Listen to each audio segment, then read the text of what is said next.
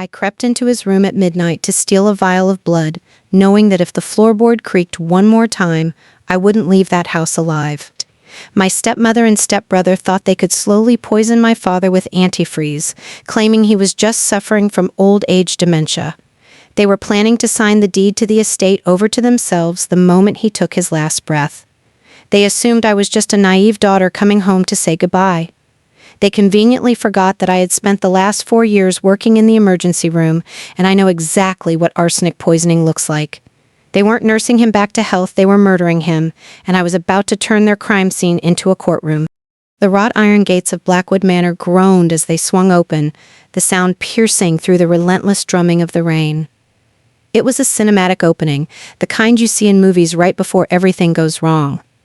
The estate, once a beacon of warmth and summer parties, now loomed against the slate-gray sky like a dying beast. The ivy that climbed the stone walls had turned brown and brittle, choking the structure. Lightning flashed in the distance, illuminating the high Gothic windows for a split second, revealing the interior darkness that awaited me. I tightened my grip on the steering wheel of my modest sedan. I hadn't been home in 2 years. Nursing school and double shifts at the city hospital had kept me away, but in truth, it was them I was avoiding. Lydia and Caleb, the parasites my father had married into. When I stepped out of the car, the air smelled of wet earth and decaying leaves. I grabbed my bag. Not a suitcase of clothes, but my medical kit. The phone call from Lydia yesterday had been short and dripping with fake sympathy. "Alina, darling, your father, he's fading. The dementia is aggressive. Come home before it's too late." Dementia. My father was 58. He was an architect, a man with a mind like a steel trap. The diagnosis made no sense. I pushed open the heavy oak front door. The foyer was dimly lit, the grand chandelier hanging overhead with half its bulbs burnt out. Shadows stretched long and distorted across the marble floor. Lydia descended the grand staircase. She was wearing a black silk robe that flowed behind her like a funeral shroud. Her face was perfectly made up, lips painted a deep, blood red, a stark contrast to the somber atmosphere she was trying to project. She didn't hug me. She stopped 3 steps from the bottom, posing as the grieving wife. "I'm so glad you made it," she said, her voice a practiced whisper. "He's been asking for you." In his lucid moments. "Where is he?" I asked, skipping the pleasantries. The air in the house felt stagnant, warm and suffocating, smelling faintly of lavender air freshener trying to mask something sweeter, something rotten. "In the master suite," she sighed, touching a lace handkerchief to her dry eyes. "Caleb is sitting with him. He's been such a rock, Elena. You really should thank him." I walked past her, my boots echoing on the floor. I ascended the stairs, feeling her gaze on my back like a physical weight. The door to my father's room was ajar. The room was dark, save for a single bedside lamp that cast a sickly yellow glow over the bed. The windows were heavy with velvet drapes, pinned shut to block out even the gray daylight. Caleb was sitting in the armchair by the window, scrolling on his phone. The blue light illuminated his face, bored, impatient. He looked up as I entered. He was wearing my father's Rolex. I noted it instantly. He hadn't even waited for the body to cool before looting the corpse. "Hey, sis," Caleb smirked, not standing up. "Long time. You look tired. Hospital life tough?" I ignored him. My eyes were fixed on the bed.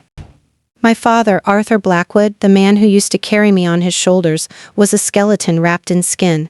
He was propped up on pillows, his breathing ragged and shallow. His skin wasn't just pale, it had a grayish, translucent quality. His eyes were open but unfocused, staring at the ceiling as if seeing ghosts. "Dad," I whispered, dropping my bag. I rushed to his side. He blinked slowly. It took him a moment to find my face.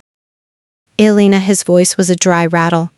"Is that you?" "I'm here, Dad." I took his hand. It was ice cold and clammy. His fingernails were brittle, with strange white horizontal lines running across them. Me's lines. My nurse's brain kicked in instantly, overriding the grief. Me's lines were a sign of heavy metal toxicity or severe systemic shock, not dementia. "How long has he been like this?" I asked, turning to Caleb. "Couple of months," Caleb shrugged, going back to his phone. Doctor said it's rapid-onset Alzheimer's, plus some heart stuff. He's just winding down, you know. Winding down. I snapped. He's 58. He looks like he's 80. Lydia glided into the room carrying a silver tray. On it was a steaming mug of tea and a small glass vial of liquid. It's time for his medicine, Lydia cooed, walking to the other side of the bed. The doctor prescribed this herbal blend to help him sleep. It soothes the agitation. I watched her closely. The cinematic framing of the moment focused on her hands, manicured, steady, pouring a few drops of a thick, greenish liquid into the tea. The steam rose from the cup, carrying a scent that hit my nose instantly. It wasn't herbal, it was sweet. Sickly sweet, like bitter almonds masked with sugar. "My Azer's at?" I asked. "Just a tonic." Lydia smiled, her teeth white and predatory in the dim light. "Homeopathic. You know how much your father hates pills." She lifted his head gently, almost lovingly, and brought the cup to his lips. "Drink up, Arthur," she whispered. "It will make the pain go away." My father drank it obediently, flinching slightly as if it burned his throat. "I need to check his vitals," I said, stepping forward. I brought my kit. Lydia's smile faltered for a fraction of a second. "Elena, dear, please, let him rest. The doctor comes on Fridays. We don't need you playing nurse. You're here as a daughter." "I am a nurse," I said firmly, "and I'm checking him." I pulled out my stethoscope. I placed it on his chest. His heart rate was erratic, tachycardic. His breath smelled faintly of garlic, despite the tea. Garlic breath. Tachycardia. Me's lines on the nails. The grayish skin. This wasn't Alzheimer's. This wasn't natural. I looked at Lydia. She was watching me with the intensity of a hawk. Caleb had stopped scrolling and was watching too. The atmosphere in the room shifted. It became charged, dangerous. "He seems dehydrated," I said, lying through my teeth. I needed to play dumb. If I accused them now, they would kick me out. I needed proof. "I'll get him some water." "I'll get it." Caleb stood up fast. "No," I smiled, forcing it to reach my eyes. "I know where the kitchen is, Caleb. Sit down." I walked out of the room, my heart hammering against my ribs. I walked down the long, dark hallway to the stairs. I went into the kitchen. It was spotless, sterile. I opened the fridge. Nothing unusual, just expensive food that was going to waste. Then I saw it. On the counter, near the spice rack, was the bottle Lydia had used. It was an unmarked amber glass dropper bottle. I picked it up. It felt heavy. I unscrewed the cap and took a sniff. It wasn't antifreeze, it was something older. Something classic, arsenic, mixed with something else to mask the taste. Maybe ethylene glycol for sweetness. They were pickling him alive. I heard footsteps approaching the kitchen, the heavy, deliberate tread of Caleb. I quickly screwed the cap back on and put the bottle back exactly where it was. I grabbed a glass from the cupboard and filled it with water from the tap. Caleb leaned against the doorframe, blocking my exit. He was big, broader than I remembered. He blocked the light from the hallway, casting a long shadow over me. "You're asking a lot of questions, Elena," he said, his voice low. "I'm worried about him," I said, gripping the glass so hard I thought it might shatter. "Don't be," Caleb smirked. "Mom has everything under control. The will is finalized. The estate is secure. You don't need to worry about a thing." "The will?" I asked. "Dad changed his will last week," Caleb said, looking at his fingernails that didn't have white lines on them. "He signed everything over to Mom. Said he wanted to make sure she was taken care of. You know, since you abandoned him." Abandoned him? The guilt trip designed to silence me. "I see," I said. "Well, I'm glad he's settled." Yeah, Caleb pushed off the doorframe. "So, drink your water, say your goodbyes, but don't get too comfortable. Mom's planning to turn your old room into a yoga studio once this is over." He walked away, leaving me alone in the cold, stainless steel kitchen. I looked at the water in my hand. I poured it down the sink.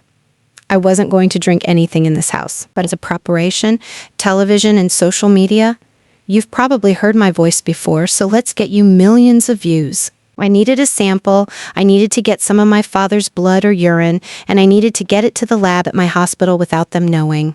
But first, I had to make sure he survived the night. I walked back upstairs. The house felt like a living organism now, a beast that was digesting my father. The shadows in the corners seemed to whisper. I went into my old room. It was untouched, a shrine to my teenage years, but it felt alien. I opened my medical bag. I took out a syringe and a few vials. I waited until the grandfather clock in the hall chimed midnight. The house was silent. Lydia and Caleb had gone to their rooms. I crept out into the hallway. The floorboards creaked under my weight, sounding like gunshots in the quiet. I froze, waiting for a door to open. Nothing. I slipped into my father's room. The lamp was off. The only light came from the lightning flashing outside. I approached the bed. Television. My television dad remotional in pocket cheddar. I merely provide the helper came to you. I'm going to hurt you a little bit, but it's to save you. I rolled up his sleeve. I found a vein thin and fragile. I inserted the needle. Seat, scared. Elena. Shh, I whispered, drawing the dark red blood into the vial. Don't tell them, Dad. Don't tell them I was here. I capped the vial and hid it in my pocket. Then I did something else. I reached into my bag and pulled out a bottle of activated charcoal and a bottle of high-dose vitamin K. Drink this, I whispered, lifting his head. It's going to taste bad, but you have to drink it. He drank it, trusting me blindly. I laid him back down. I had the sample.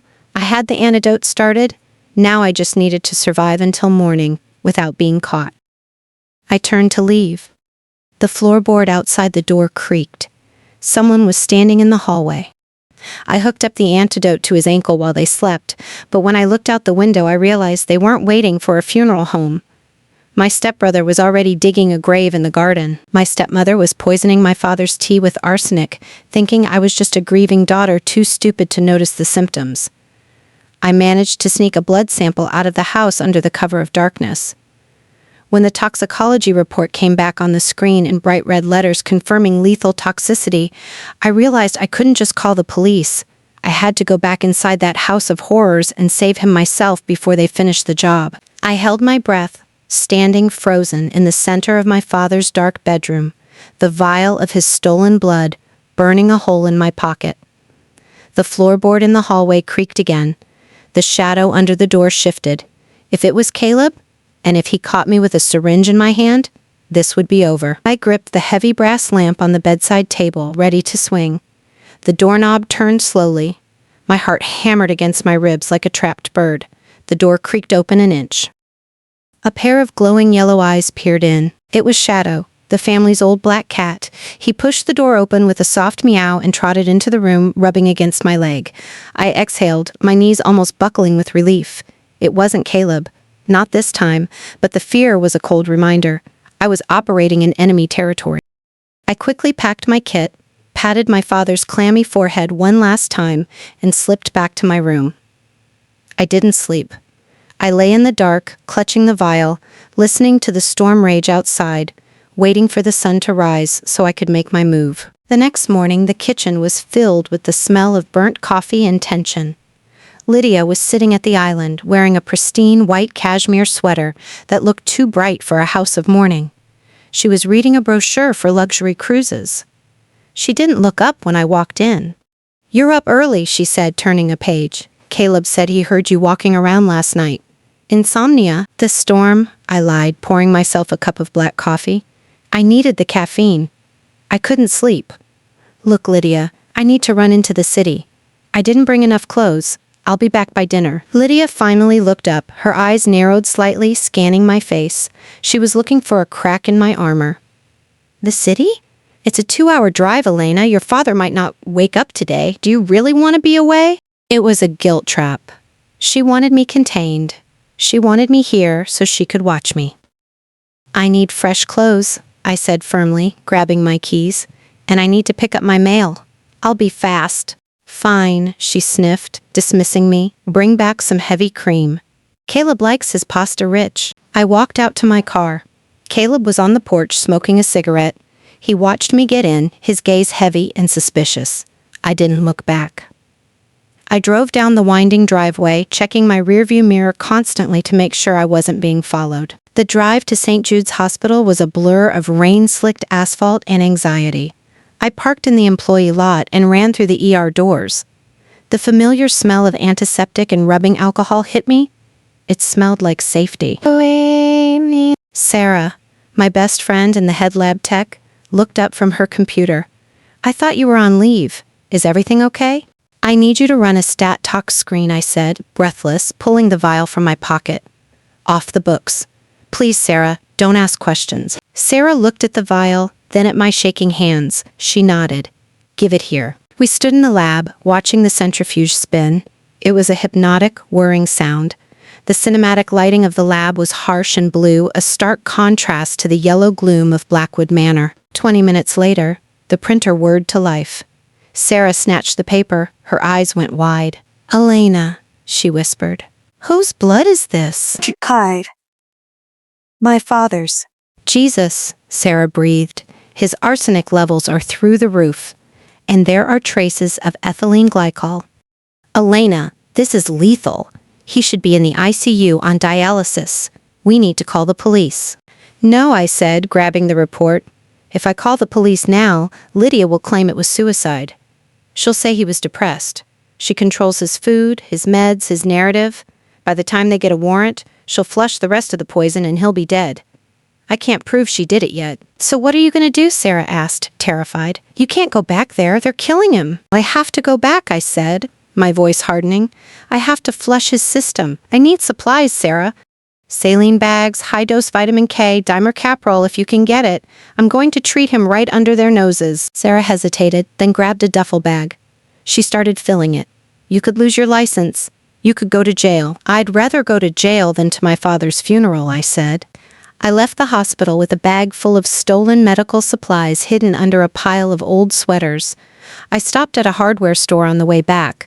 I bought a hidden camera disguised as a smoke detector. The drive back to Blackwood Manor felt like driving into a grave. The sun had set, and the house was a silhouette of jagged peaks against the twilight. I parked the car. Caleb was still on the porch, as if he hadn't moved all day. Did you get the cream? He asked. Yes, I said, holding up a grocery bag. The medical supplies were in my oversized purse. I walked inside. Lydia was in the living room arranging white lilies in a vase. Funeral flowers. She was preparing for the end. How is he? I asked. Sleeping, she said softly. He had a hard afternoon. Coughing up blood. It won't be long now, Elena. Maybe tonight. Tonight. They were planning to finish it tonight. I went upstairs. I entered my father's room. It smelled worse than before, metallic and sour. He was unconscious. His breathing was shallow, a death rattle starting in his chest. I locked the door. I jammed a chair under the handle. I opened my bag. Not tonight, Lydia, I whispered. I set up a makeshift IV pole using a coat hanger on the back of the headboard. I found a vein in his ankle, one they wouldn't notice. I hooked up the saline flush. I injected the antidote into the line. Then, I took the smoke detector camera and mounted it on the ceiling right above the bed. I sat in the dark, holding his hand, watching the clear fluid drip into his vein. Drip. Drip. Drip. An hour later, the doorknob jiggled. Elena Lydia's voice came from the hallway. Open the door. I have his medicine. I froze. I quickly pulled the sheet down to cover the IV line running to his ankle. I couldn't hide the bag, so I threw my jacket over the coat hanger. I pulled the chair away and opened the door. Lydia stood there with the tray. The amber bottle was there. The poison. Why was the door locked? She asked, her eyes darting around the room. I was changing, I said. Sorry. She walked past me to the bed. She looked at my father. He looks pinker, she noted, sounding disappointed. Baby, he was same the pre-anchage and probably to make ignorant births. Right, Lydia nodded. She poured the green liquid into a spoon. Well, let's make sure he's comfortable. She tried to feed it to him. I'll do it, I said, taking the spoon. Let me have this moment, Lydia. Please. She hesitated. Then she handed me the spoon. Make sure he swallows it all, she said. We don't want him in pain. She watched me. I leaned over my father. I blocked her view with my body. I pretended to put the spoon in his mouth. In reality, I poured it into the tissue I was holding in my other hand. There, I whispered, wiping his mouth. All gone. Lydia smiled. Good girl. You should get some sleep, Elena. Caleb and I will take the night shift. No, I said, sitting in the armchair. I'm staying. I want to be here when he goes. Lydia stared at me. The air crackled with hostility. She knew I was up to something, but she couldn't prove it. And she couldn't force me out without breaking her grieving widow character. Suit yourself, she said coldly. But don't say I didn't warn you. Watching the light go out, it can be traumatic. She left, closing the door behind her. I waited until her footsteps faded.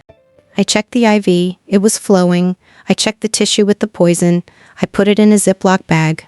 More evidence. My father groaned. His eyelids fluttered. Elena, he croaked. His voice was stronger than yesterday. I'm here, Dad, I whispered, tears streaming down my face.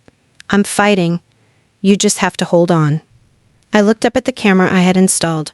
Tomorrow, they would try again. And tomorrow, I would have it on tape. But as I looked out the window, I saw Caleb in the garden. He was digging a hole, a large, rectangular hole in the soft earth beneath the rose bushes. He wasn't waiting for the funeral home. They were going to bury him here. The stakes had just gotten higher. They weren't just murderers. They were erasing him. I gripped my father's hand. Let them dig, I whispered. They're just digging a grave for themselves.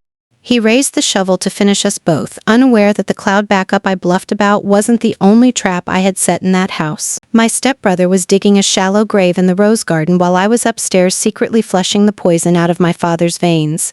They were preparing to bury him like a dog in the backyard to avoid an autopsy, convinced that he would be dead by sunrise.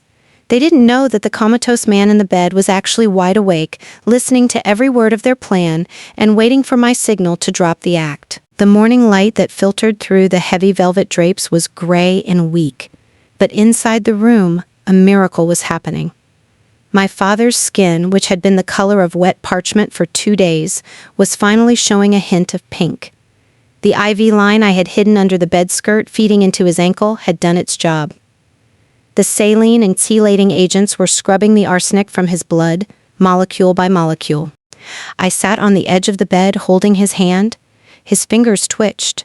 Then they squeezed mine, weakly but deliberately. I leaned in close, my lips brushing his ear. Dad? Can you hear me? His eyelids fluttered open, the milky haze was gone. His eyes were blue again, tired, terrified but sharp.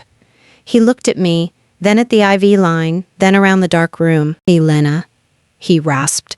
His voice sounded like dry leaves scraping together. My throat burns. I know, I whispered, tears springing to my eyes. They poisoned you, Dad. Lydia and Caleb, they've been giving you arsenic. He tried to sit up, panic flaring in his eyes, but he was still too weak. Lydia? But she said she was taking care of me. She's taking care of the estate, I said, handing him a glass of water from my stash, not the tainted tap water. She changed your will, and Caleb is outside right now digging a hole in the garden. They aren't planning on calling a funeral home, Dad. They're planning on disappearing you. My father closed his eyes. A tear leaked out and rolled into his hairline. The betrayal hit him harder than the poison. He had loved that woman. He had brought her into his home, given her son a life of luxury, and this was his repayment. What do we do? He whispered, gripping my hand with surprising strength. Call the police. Not yet, I said. I have a camera hidden in the smoke detector. I have samples of your blood. But if we call them now, Lydia will say it was assisted suicide. She'll say you asked for it. We need them to admit it. We need them to try and finish the job while the camera is rolling. You want me to let them poison me again? No, I said firmly. I want you to act. You need to play dead, Dad. Be unresponsive. Breaths shallow, eyes rolled back. Can you do that? Can you pretend to be dying for one more day? He took a deep, shuddering breath. The architect in him, the man who built skyscrapers, resurfaced. He nodded. I can do it. For you. For us. Suddenly, heavy footsteps thudded in the hallway. Freeze, I hissed. Dead weight. Now. My father went limp. His head lolled to the side, his mouth fell open slightly. It was a terrifyingly convincing performance. I quickly kicked the IV bag further under the bed and stood up, pretending to check his pulse. The door opened. It was Caleb. He was wearing muddy work boots and a raincoat that dripped water onto the hardwood floor. He smelled of wet earth and sweat. He was holding a shovel. He didn't even have the decency to leave it outside. Still breathing, Caleb asked, leaning on the shovel handle. He looked at my father with annoyance, like one looks at a car that won't start. "Barely," I said, keeping my voice flat. His pulse is thready. Maybe 40 beats per minute. "It's taking too long," Caleb grunted. "Mom is freaking out. The lawyer called. He wants to verify the life insurance policy. We need a death certificate by tomorrow or the payout gets delayed." "You can't rush nature, Caleb," I said, staring at the mud on his boots. "Unless you want to get caught. Nature is too slow." Lydia swept into the room behind him. She looked frazzled. Her hair was messy and there was a manic energy in her eyes. She was holding a syringe, not the herbal dropper this time. A medical-grade syringe filled with a clear liquid. I recognized the smell instantly as she uncapped it. Potassium chloride. It stops the heart instantly. It mimics a heart attack. My blood ran cold. This wasn't slow poisoning anymore. This was execution. "What is that?" I asked, stepping between her and the bed. "A booster," Lydia said, her voice trembling slightly. "The doctor, he sent it over. He said if he's suffering, this will help him pass peacefully." "Which doctor?" I demanded. "Dr. Evans wouldn't prescribe an injectable without being here." "Get out of the way, Elena," Lydia snapped. "You said yourself he's in pain. Look at him. He's a vegetable. It's cruel to keep him alive." "I'm not letting you inject him with that," I said, standing my ground. I glanced up at the smoke detector. The tiny red light blinked once. It was recording. Lydia said sharply, "Remove her." Caleb dropped the shovel. He stepped forward, his massive frame blocking out the light. He grabbed my arm. His grip was bruising. "Don't make this ugly, sis," he growled. "Go downstairs, make some coffee, let Mom do what needs to be done." He dragged me toward the door. I fought him, digging my heels in. I needed to buy time. I needed them to say it clearly. "You're killing him," I screamed. "This isn't medicine. That's murder. You're murdering him for the money." "It's not murder if nobody finds out," Caleb shouted back, losing his temper. "He's practically dead anyway. We're just speeding up the inheritance. Now shut up and get out." There it was, the confession. Loud and clear. Lydia approached the bed. She raised the syringe. "Goodbye, Arthur," she whispered. "You were a boring old man, but at least you were rich." She moved the needle toward his IV port, the fake one she thought was hooked up, but I had disconnected it from his vein hours ago. But she didn't know that. She thought she was about to stop his heart. I had to stop her. If she pushed that plunger even into the bed sheets, the intent was finalized. But if I stopped her now, the police would have everything. "No," I screamed, biting Caleb's hand. He yelled and let go. I lunged for Lydia. But before I could reach her, a hand shot out from the bed. My father's hand. He grabbed Lydia's wrist. His grip was weak, but the shock factor was like a lightning strike. Lydia screamed and dropped the syringe. It clattered to the floor. My father opened his eyes. He turned his head and looked directly at his wife. "I'm not dead yet, Lydia," he rasped. Lydia stumbled back, her face draining of all color. It was as if a corpse had just spoken to her. She backed into the wall, her hands shaking uncontrollably.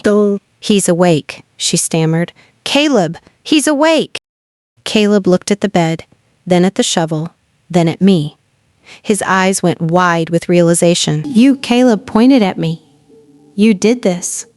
You've been treating him." "Yeah," I said, picking up the syringe from the floor. I held it up like a weapon. "And I've been recording you. The camera is right there." I pointed to the smoke detector. Caleb and Lydia looked up. The red light blinked. Silence descended on the room. A heavy, suffocating silence. Caleb's shock turned into rage. A deep, animalistic rage. He looked at the shovel. He looked at me. "Grab the camera, Caleb," Lydia hissed, her voice low and dangerous. "Destroy it. And then, deal with her." Caleb lunged for the ceiling, ripping the smoke detector down in one motion. He smashed it against the floor, stomping on it with his muddy boot until it was just plastic shards and wires. There, Caleb breathed heavily, turning to face me. No evidence. You think that was the only copy? I bluffed, backing up toward the bed to shield my father. It uploads to the cloud, you idiot. It didn't. It was an SD card camera, and Caleb had just crushed the SD card under his heel. My heart sank.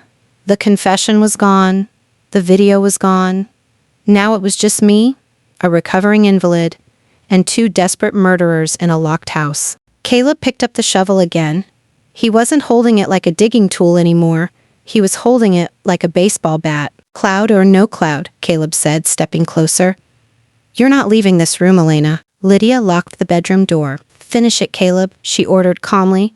Make it look like a break-in gone wrong, or a murder-suicide. I don't care. Just make sure they're both quiet. I looked around for a weapon. The lamp. The IV pole. The syringe in my hand. I was trapped. Dad. I whispered without looking back. Can you move? Try me, he groaned, swinging his legs over the side of the bed. He was shaking, but he was standing, 2 against 2. But one of us was poisoned, and the other was exhausted. Caleb raised the shovel. Family reunion is over, he grinned. We crawled through the dark toward the killers to trigger the alarm, but my boot crunched on broken glass, and the flashlight beam whipped around to find us. My stepbrother swung a rusted shovel at my head, intending to bury me in the hole he had just dug for my father. He didn't realize that adrenaline turns a nurse into a soldier, and a medical syringe can be a far deadlier weapon than a blunt tool. We escaped the bedroom by the skin of our teeth, but now we were trapped in a pitch-black mansion with 2 killers hunting us down, and the only exit was blocked by a storm that drowned out our screams. Whoosh! The sound of the shovel cutting through the air was sickening. I threw myself to the floor, dragging my father down with me. The metal blade smashed into the oak headboard right where my skull had been a second ago, sending splinters raining down on us. Hold him! Lydia screamed, her voice shrill and unrecognizable. She wasn't the poised socialite anymore, she was a cornered animal. Caleb grunted, yanking the shovel free from the wood.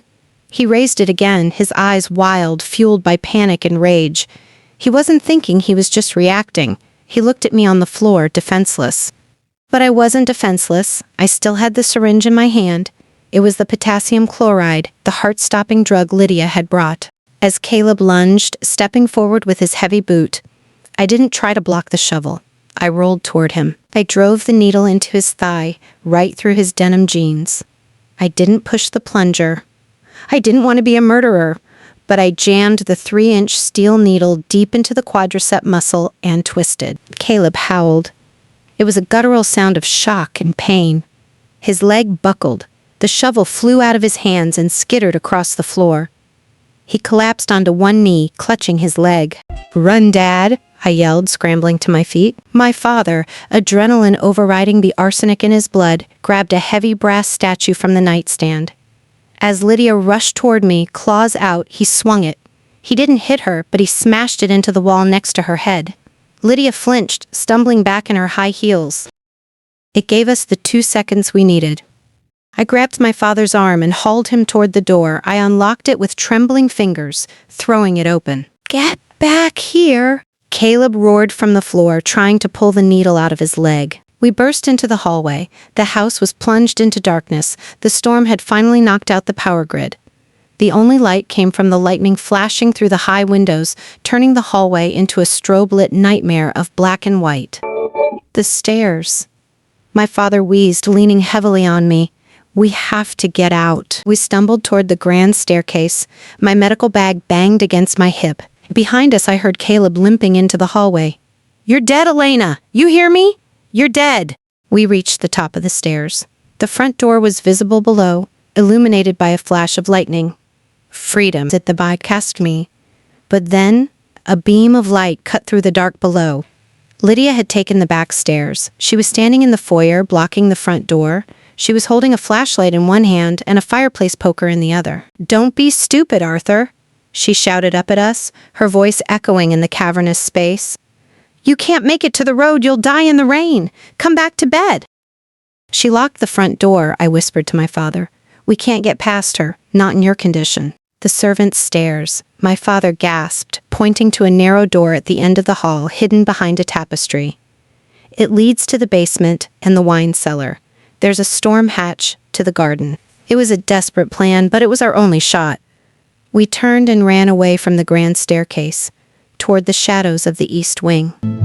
"They're going to the east wing," Lydia yelled to Caleb. I ripped the tapestry aside and shoved the narrow door open.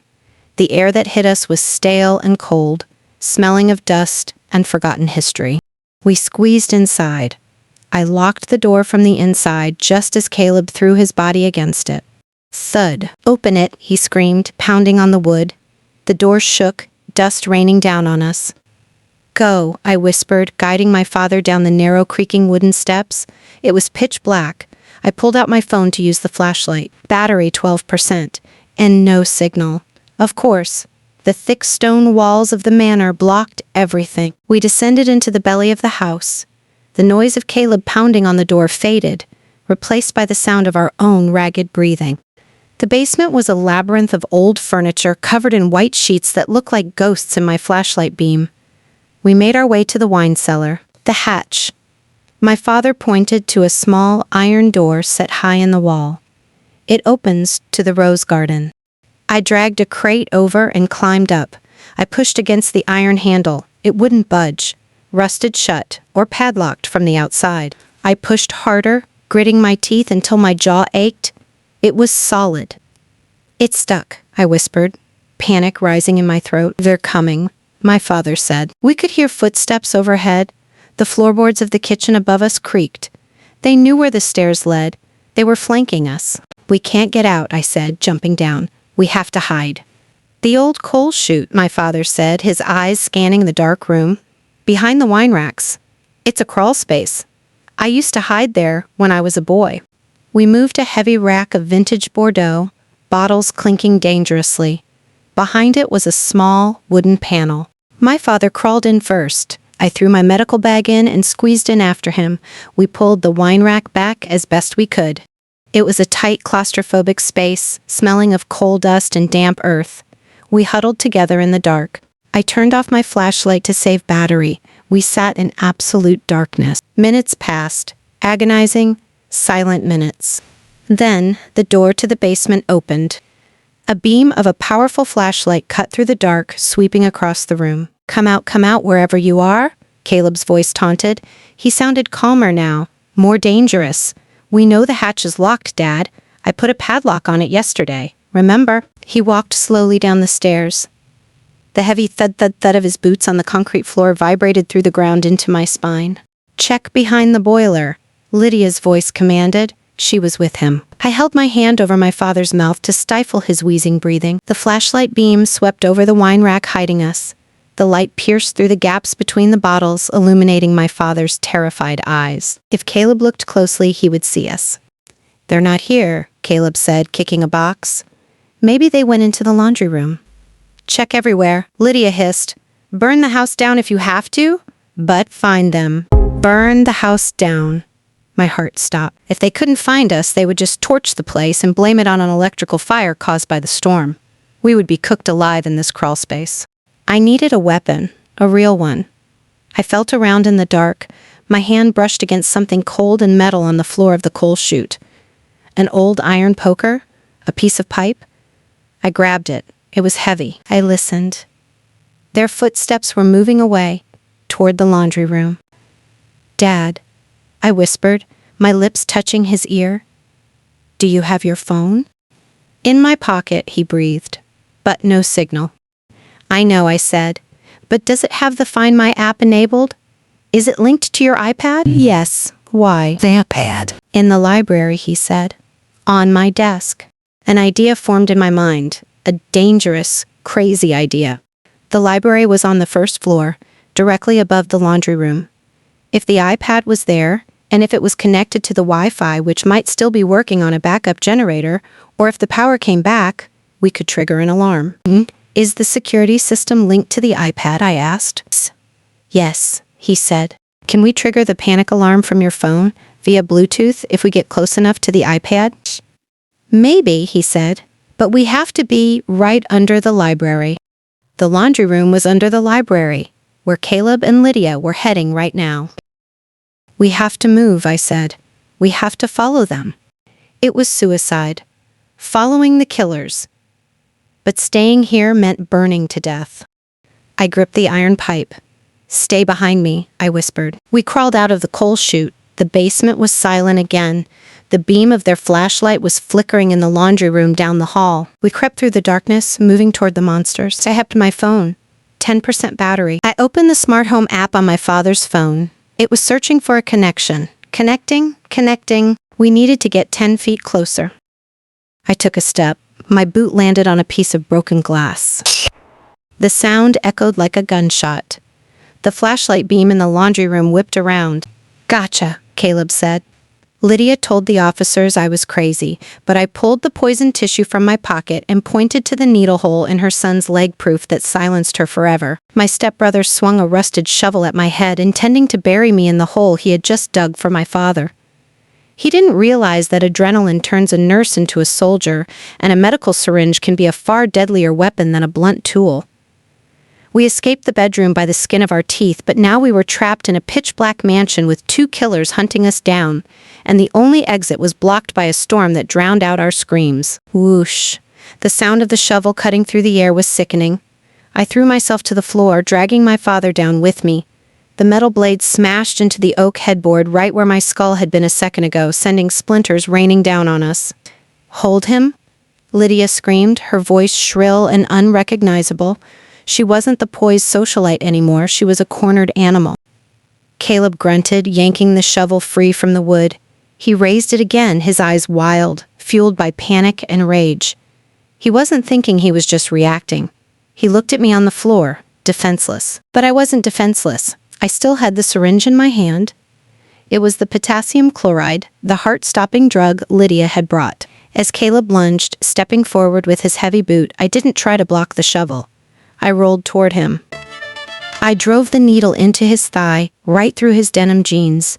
I didn't push the plunger. I didn't want to be a murderer. But I jammed the 3-inch steel needle deep into the quadricep muscle and twisted. Caleb howled. It was a guttural sound of shock and pain. His leg buckled. The shovel flew out of his hands and skittered across the floor. He collapsed onto one knee, clutching his leg. "Run, Dad!" I yelled, scrambling to my feet. My father, adrenaline overriding the arsenic in his blood, grabbed a heavy brass statue from the nightstand. As Lydia rushed toward me, claws out, he swung it. He didn't hit her, but he smashed it into the wall next to her head. Lydia flinched, stumbling back in her high heels. It gave us the 2 seconds we needed. I grabbed my father's arm and hauled him toward the door. I unlocked it with trembling fingers, throwing it open. "Get back here!" Caleb roared from the floor, trying to pull the needle out of his leg. We burst into the hallway. The house was plunged into darkness. The storm had finally knocked out the power grid. The only light came from the lightning flashing through the high windows, turning the hallway into a strobe-lit nightmare of black and white. The stairs. My father wheezed, leaning heavily on me. "We have to get out." We stumbled toward the grand staircase. My medical bag banged against my hip. Behind us, I heard Caleb limping into the hallway.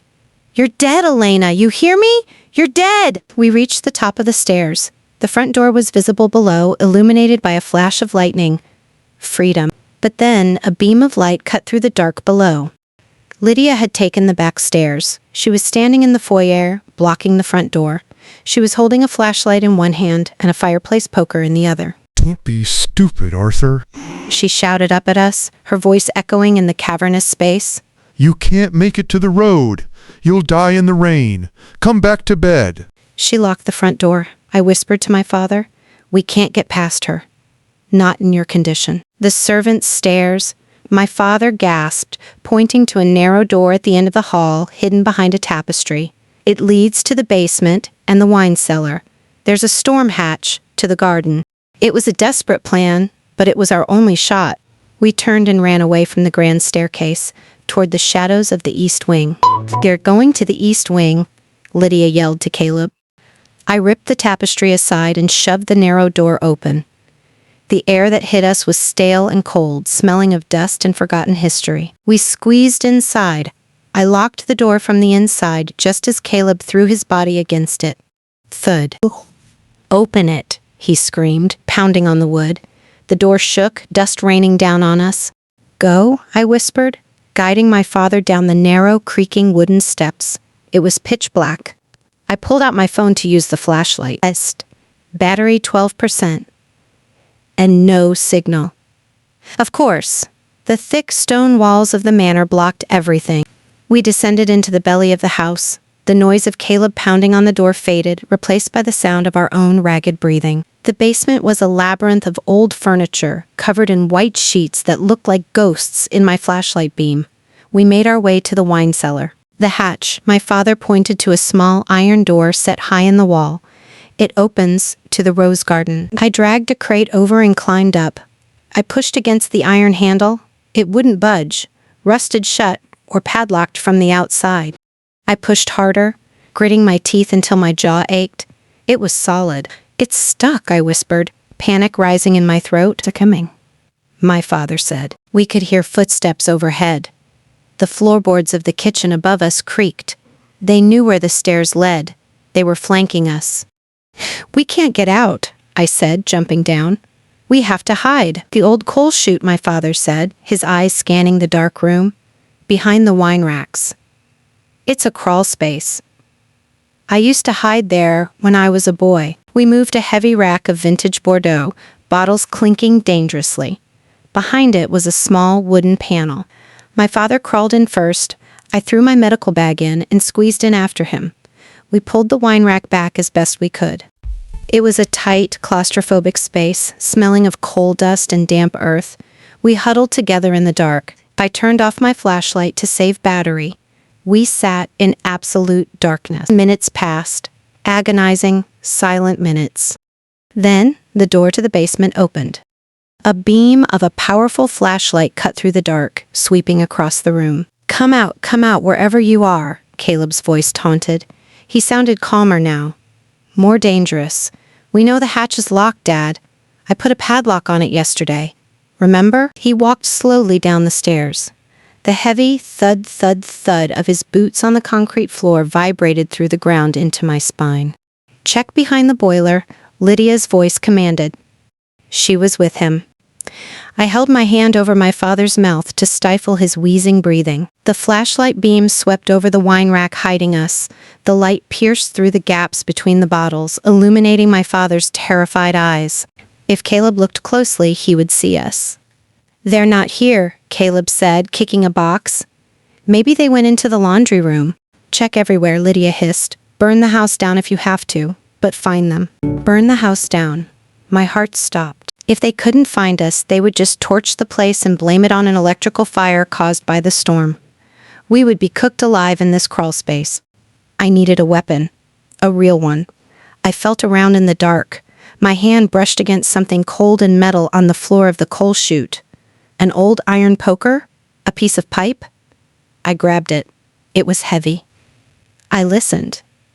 Their footsteps were moving away toward the laundry room. "Dad?" I whispered, my lips touching his ear. "Do you have your phone?" "In my pocket," he breathed, but no signal. "I know," I said, "but does it have the Find My app enabled?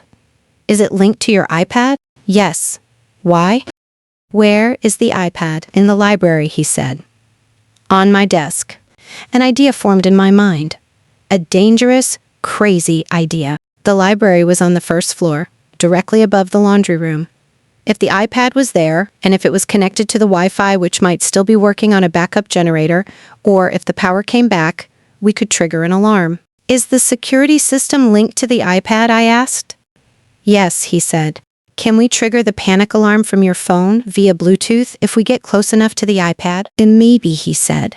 "But we have to be right under the library."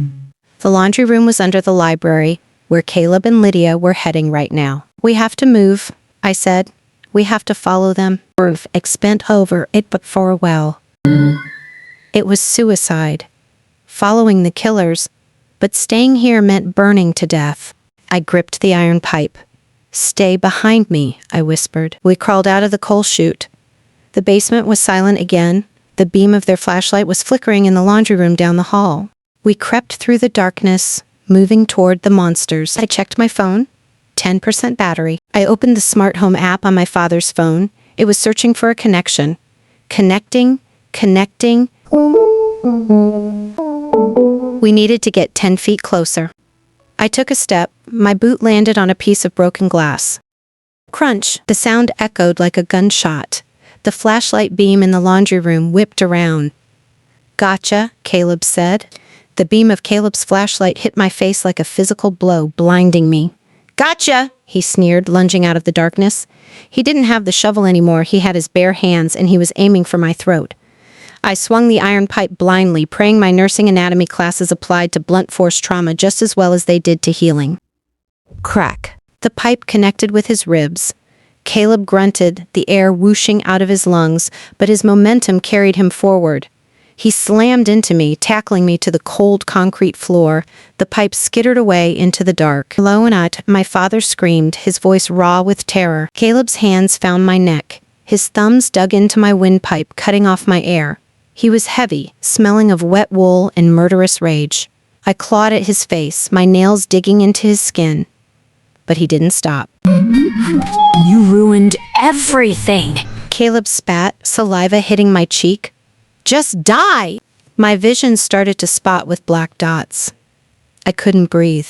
"Dad," the phone I choked out. My father was huddled in the corner, fumbling with the phone in the pale glow of the screen. Connected. He didn't just press the silent alarm. He pressed intruder, full lockdown. Suddenly, the world exploded with noise. WEEOOO. The house's security system, powered by the backup battery, roared to life. A deafening siren echoed through the basement, bouncing off the concrete walls. Strobe lights mounted on the ceiling, meant to disorient burglars, began to flash blindingly white. Flash. Dark. Flash. Dark. Caleb flinched. The noise and light disoriented him. His grip loosened for a split second. I bucked my hips, throwing him off balance.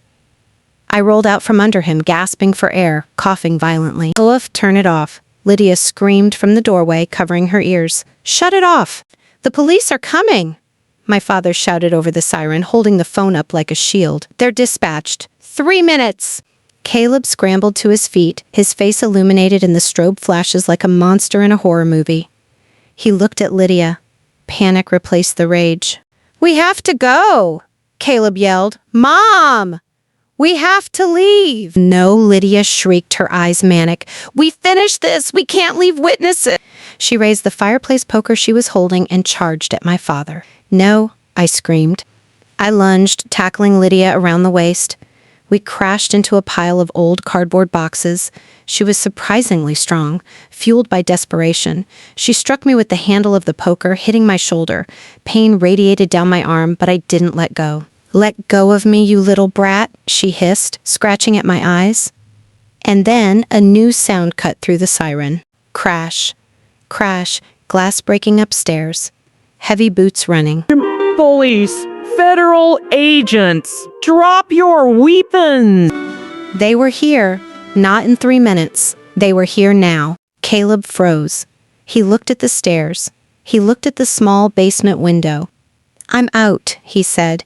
He abandoned his mother. He ran toward the back of the basement, trying to climb up to the high window. As Caleb, Lydia screamed, watching her son betray her. The basement door flew open. Tactical lights cut through the strobe effect. 3 officers in SWA gear poured down the stairs, rifles raised. Caleb froze halfway out the window. An officer grabbed his leg and yanked him down. He hit the floor hard. "Don't shoot!" Caleb cried, curling into a ball. "It was her! It was my mom! She made me do it!" Lydia stopped struggling. She went limp in my arms.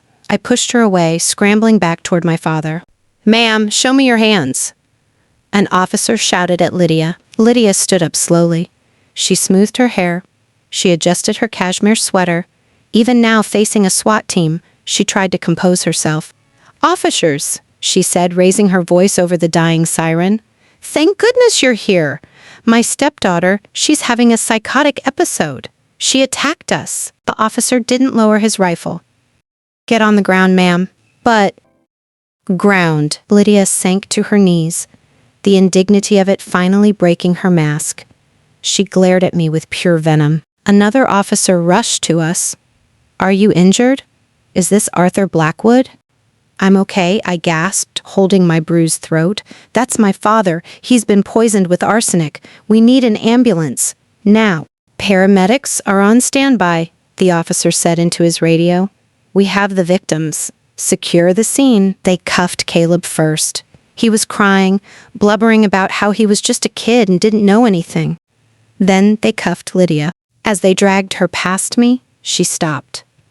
The strobe lights had stopped, leaving us in the harsh beam of the tactical flashlights. You have no proof, Lydia whispered. The camera is destroyed. It's your word against mine, and I have the best lawyers in the state. I reached into my pocket. I pulled out the Ziploc bag containing the tissue soaked in the green poison she had tried to feed him earlier. I have the tissue you poured the poison onto, I said, my voice raspy but strong. I have his blood sample proving the toxicity. And I have the needle hole in Caleb's leg where I stabbed him with your heart-stopping drug. I pointed to Caleb, who was limping. DNA doesn't lie, Lydia, I said. And neither do fingerprints. Your prints are all over that bottle in the kitchen. Lydia's face crumbled. The arrogance, the poise, the facade, it all turned to dust. Here. Get her out of here, the officer said. We led them up the stairs. I slumped against the wall, sliding down until I hit the floor. My father crawled over to me. We hugged, covered in coal dust, wine stains, and bruises. You saved me, he whispered into my hair. We saved each other, I said. A moment later, Sarah, my friend from the lab, came running down the stairs, followed by paramedics. Elena, she screamed, rushing over. I called them. I called 911 the second you left the hospital. I told them I had a lab report confirming attempted murder. I told them to track your phone. I looked at Sarah. That's why they were so fast. That's why they broke the door down. Thank you, I wept. The paramedics loaded my father onto a stretcher. We need to start chelation therapy immediately, the medic said. He's critical, but stable. As they wheeled him out, I walked out of the basement and into the cool night air. The rain had stopped. The front lawn was a sea of flashing red and blue lights. The neighbors were watching. I saw Lydia in the back of a squad car. She looked small. I saw Caleb in another car, head against the window. I took a deep breath. The air smelled of rain and ozone. It didn't smell like bitter almonds anymore. The house behind me, Blackwood Manor, stood silent. The beast was dead. But there was one more thing to do. The cleanup. The judge's gavel ended their reign of terror, and 6 months later we filled the hole intended for my father's body with the roots of a cherry blossom tree. My stepmother and stepbrother spent months plotting to bury my father in his own backyard and turn his estate into their personal bank account. Instead, they stood before a judge in shackles, listening to a verdict that would bury them in a federal penitentiary for the rest of their natural lives. 6 months ago, I was sneaking through hallways with a syringe in my hand. Today, I'm walking through the same halls as the owner, and the air finally smells clean. The courtroom was packed. It seemed the entire county had turned out to see the fall of the Black Widow of Blackwood Manor. The fluorescent lights hummed with a sterile, unforgiving buzz, casting harsh shadows on the faces of the accused. Lydia sat at the defense table, but the glamorous socialite was gone. In her place was a gaunt, desperate woman in a prison-issue orange jumpsuit. Her roots were showing, gray streaks in her dyed black hair, and her hands, usually perfectly manicured, were rough and trembling. Caleb sat beside her, looking small and defeated, unable to even lift his head. I sat in the front row, holding my father's hand. He was thin, still recovering from the months of systemic poisoning, but he was upright. He was wearing his best suit, his silver hair combed back. He looked like Arthur Blackwood again. The prosecutor, a sharp woman named Miss Sterling, walked to the jury box. She held up a small plastic bag containing a crumpled tissue. Ladies and gentlemen, she began, her voice echoing in the silent room. This tissue contains a lethal dose of arsenic and ethylene glycol. It was the dose Lydia Blackwood attempted to feed her husband on the night of her arrest. She called it medicine. We call it attempted murder in the first degree. Lydia flinched. She looked at the jury, trying to summon tears, trying to play the victim one last time. But the jury, 12 ordinary people who had seen the photos of the shallow grave in the garden, looked back with stone-cold expressions. And let's not forget the co-conspirator, The prosecutor pointed at Caleb, a young man who, instead of calling 911 when his stepfather fell ill, went outside and dug a hole to hide the body. A man who attacked a nurse with a shovel to protect his inheritance. Caleb sobbed into his hands. "She made me do it," he wailed, his voice cracking. "She said we'd lose the house." Objection. Lydia's lawyer stood up half-heartedly. "Overruled," the judge said, looking over his spectacles. He turned to the defendants. "The evidence is overwhelming. The toxicology reports, the fingerprints on the poison bottle, the assault on Elena Blackwood. It paints a picture of pure, unadulterated greed." The judge shuffled his papers. The room held its breath. "Lydia Blackwood," the judge said, "you preyed on a sick man. You poisoned the person you vowed to cherish. For the crimes of attempted murder, conspiracy, and aggravated assault, I sentence you to life in prison without the possibility of parole." Lydia let out a strangled cry. She slumped forward, hitting her head on the table. "Caleb Blackwood," the judge continued, "for conspiracy and assault with a deadly weapon, you are sentenced to 25 years. The gavel banged. Crack. It was the sound of the end. As the bailiffs hauled them away, Lydia looked back. She locked eyes with my father. I loved you, she screamed, dragged toward the side door. I did it for us. You were dying anyway. My father didn't flinch. He just watched her go, his expression unreadable. When the doors finally closed behind her, cutting off her screams, he let out a long, shuddering breath. "It's over," he whispered. "It's over, Dad." I squeezed his hand. 6 months later, the spring sun hit the stone facade of Blackwood Manor, turning the gray walls to gold. The ivy, once brown and choking, had been trimmed back, allowing the stone to breathe. The windows were open, letting a gentle breeze carry the scent of blooming jasmine through the house. I walked into the kitchen. It was no longer a place of fear. I had thrown out every spice jar, every bottle, every container that Lydia had touched. We had repainted the walls a soft, buttery yellow. My father was sitting on the back porch reading a newspaper.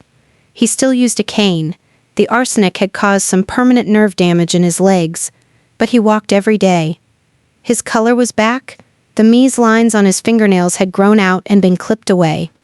"Coffee?" I asked, stepping out onto the porch with 2 mugs. He looked up and smiled. A real smile. "Only if you made it." I did. I laughed, handing him the mug. Fresh beans.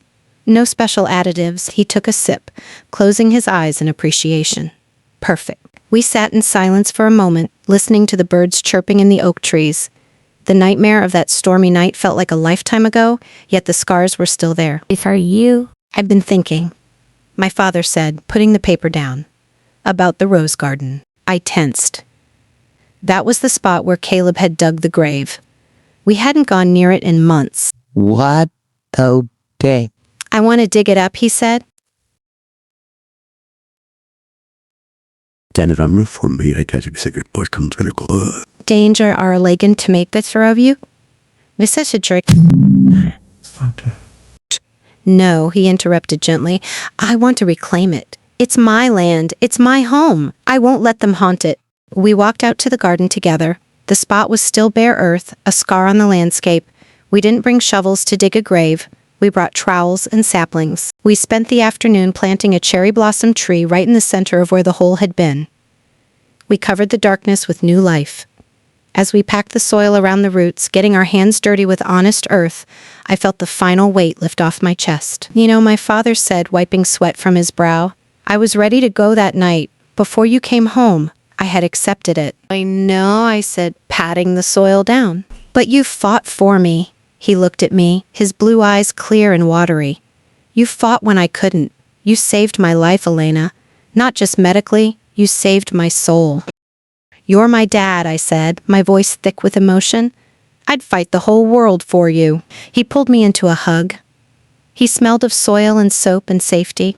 Later that evening, as the sun set, painting the sky in brilliant hues of violet and orange, I went up to the attic. There was one last box left. Lydia's things, her clothes, her perfumes, her jewelry. I opened the window. I didn't burn them. That would be too dramatic, too much like her. Instead, I called a local women's shelter charity truck. I donated everything. Her expensive coats would keep someone warm. Her jewelry would be sold to buy food for the hungry. I turned her greed into charity. I watched the truck drive away down the winding road, disappearing around the bend. I walked back downstairs to the library. My father was sketching again. He had started designing a new wing for the local hospital, a dedicated toxicology unit. "Elena," he called out. "Come look at this. I'm thinking of adding a skylight here." Let's go for here off. What would you want? To blueprint. It was beautiful. Blackwood Manor was just a building, but the people inside it, we were a fortress. My stepmother tried to poison us with hate and arsenic. She failed, because the antidote to poison isn't just medicine. A really good lawyer. I picked up a pencil and added a line to the drawing. "Make the windows bigger," I said. "We need more light."